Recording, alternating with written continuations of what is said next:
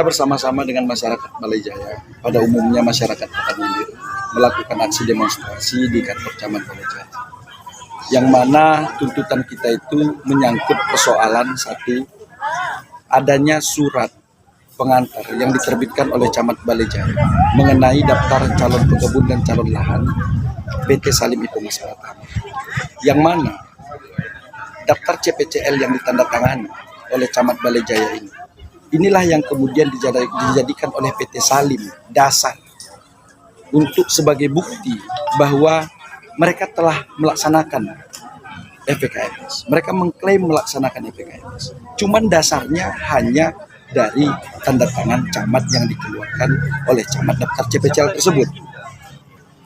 Secara aturan, regulasi yang ada, sesuai dengan Permentan 18 2021, CPCL itu wajib ditetapkan oleh bupati atau wali kota. Dalam hal ini kan berarti Bupati Rokan Hilir.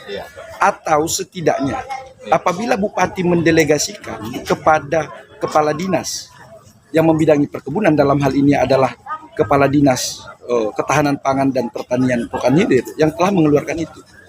Namun sejauh yang kita konfirmasi dan juga pernah dilaksanakan pertemuan pada saat itu dengan bupati dan ada juga camat, itu bupati mengatakan belum ada SK penetapan itu. Dan itu masyarakat juga mengetahui itu. Dan kita meminta konfirmasi pada saat itu, dikarenakan ada isu-isu yang beredar bahwa bupati telah mengeluarkan SK CPCL. Itulah yang kemudian membuat adanya suatu ketidakpastian hukum yang diterima oleh masyarakat. Maka kita datang langsung meminta konfirmasi. Apa benar Camat Balai Jaya ada mengeluarkan surat yang berisi usulan daftar CPCL, calon pekebun calon lahan, mengenai pelaksanaan kewajiban FPKMS dari PT Salim Ipomas. Ini yang menjadi sebetulnya titik persoalannya. Kalau sebetulnya camat tidak ada mengeluarkan ini, masyarakat nggak akan datang. Dikarenakan masyarakat sudah dari tahun 2021 memperjuangkan ini secara kontinu, tak berhenti-berhenti. Kejanggalan-kejanggalan inilah yang kemudian kita temukan, sehingga kemudian kita tiba untuk menyampaikan aspirasi di kantor Camat Balai Jaya. Itu dia.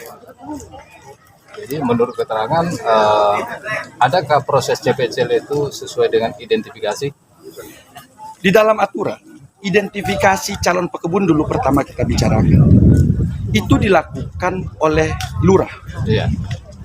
Dalam hal ini, kepala desa juga termasuk, karena beberapa desa di Balai Jaya ini ada desa adat yaitu Kepenghuluan. Itu seharusnya dilakukan identifikasi sesuai dengan Permentan 18 2021. Lantas pertanyaannya adalah, bagaimana aturan yang ada di dalam Permentan 18 2021 menyangkut masalah identifikasi calon pekebun ini? Pertama, camat harus mengkoordinir kepala-kepala desa untuk dulu pertama kali melihat desa-desa yang kemudian menjadi masyarakat sekitarnya, desa-desa mana saja, sehingga kemudian terjadi pemerataan distribusi terhadap FPKMS itu. Kalau kemudian kepala desa menerbitkan daftar calon pekebun dan calon lahan yang kemudian diidentifikasi oleh kepala desa masing-masing melakukan, dan kemudian camat mengusulkan tidak memeriksa apa yang kemudian telah didata, ini kan ini yang menjadi persoalan. Yang kedua, bahwa masyarakat sekitar itu juga tidak semuanya loh Pak yang menerima. Dia harus kemudian masuk di dalam skala prioritas. Di dalam lampiran Permentan 18 2021 itu telah diatur mengenai siapa saja yang kemudian masuk dalam prioritas 1, prioritas 2, dan prioritas 3. Dan ada metode penghitungan skornya.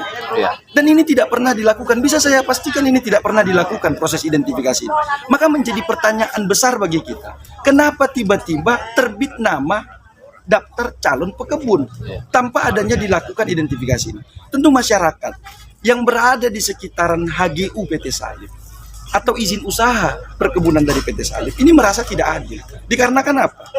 Atas kegiatan usaha yang dilakukan oleh PT Salim, itu kan berdampak kepada masyarakat sekitar, termasuk salah satunya adalah yang paling berdampak adalah masyarakat Balai Jaya. Saya kasih contoh ya.